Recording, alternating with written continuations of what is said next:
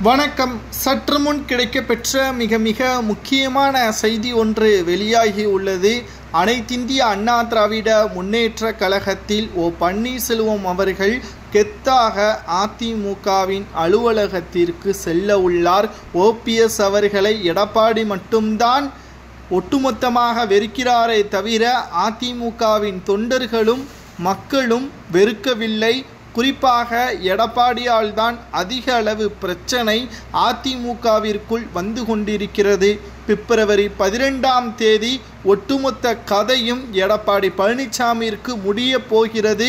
இரட்டை இலை சின்னம் முடக்கப்பட்டால் ஒட்டுமொத்த அதிமுகவின் நிர்வாகிகளும் முன்னாள் அமைச்சர்களும் ஓபிஎஸ்ஸின் வீட்டின் கதவைத்தான் தட்ட வேண்டும்.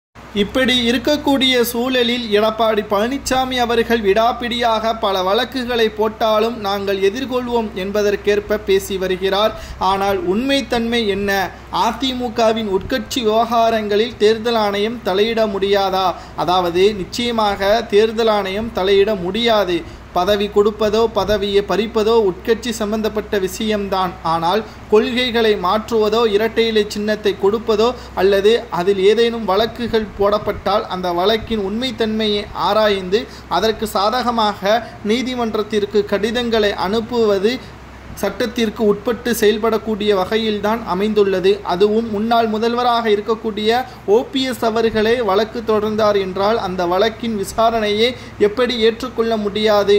எடப்பாடி தேர்தல் ஆணையம் கூறிய வழக்கை விசாரணை செய்யக்கூடாது, தள்ளுபடி செய்ய வேண்டும் என்று நீதிமன்றத்தில் மேல்முறையீடு செய்திருந்தார் அல்லவா? அந்த வழக்கின் விசாரணை தான் பிப்ரவரி 12ஆம் தேதி வருகிறது.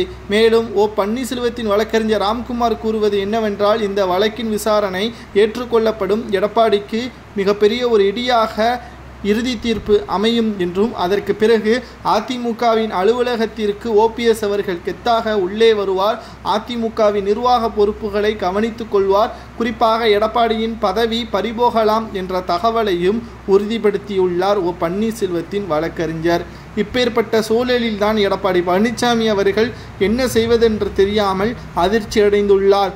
மேலும் முக்கியமான நிர்வாகிகளும் தென் மாவட்ட செயலாளர்களும் ஓபிஎஸ்ஸின் பக்கம் இருப்பதால் அதிமுகவில் ஓபிஎஸ்ஸை யாரும் புறக்கணிக்கவில்லை. எடப்பாடியும் எடப்பாடியின் விசுவாசிகளும் மட்டும்தான் பன்னீர்செல்வத்தை புறக்கணித்து வருவதாகவும் தற்பொழுது வழக்கறிஞரை தெரிவித்திருக்கிறார். வழக்கறிஞர் கூறுவது சரியா தவறா? நீதிமன்றத்தின் உட்கட்சி விவகாரங்கள் தேர்தல் ஆணையம் தலையிடக்கூடாது என்று எடப்பாடி கூறுவது ஏற்றுக்கொள்ளக்கூடாது என்று ஓபிஎஸ் அவர்கள் கூறுவதை பற்றியும் கமெண்ட் வாயிலாக கூறுகிறார்.